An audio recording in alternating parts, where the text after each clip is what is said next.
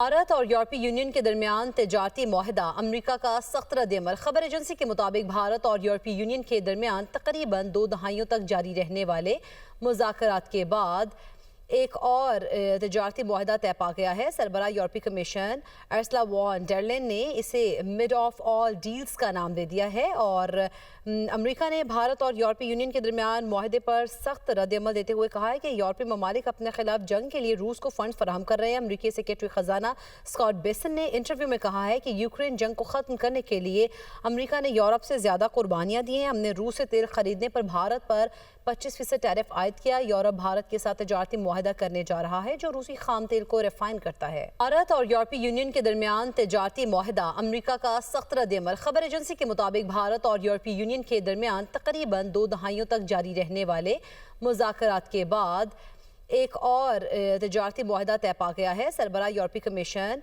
Arsala von डर लेन ने इसे मिड ऑफ ऑल डील्स का नाम दे दिया है और अमरीका ने भारत और यूरोपीय यूनियन के दरमियान मुआहदे पर सख्त रद्द-ए-अमल देते हुए कहा है कि यूरोपीय ममालिक अपने खिलाफ जंग के लिए रूस को फंड फराहम कर रहे हैं। अमरीकी सेक्रेटरी खजाना स्कॉट बेसन ने इंटरव्यू में कहा है कि यूक्रेन जंग को ख़त्म करने के लिए अमरीका ने यूरोप से ज़्यादा कुर्बानियाँ दी हैं। हमने रूस से तेल खरीदने पर भारत पर 25% टैरिफ आयद किया। यूरोप भारत के साथ तजारती मुआहदा करने जा रहा है जो रूसी खाम तेल को रिफाइन करता है।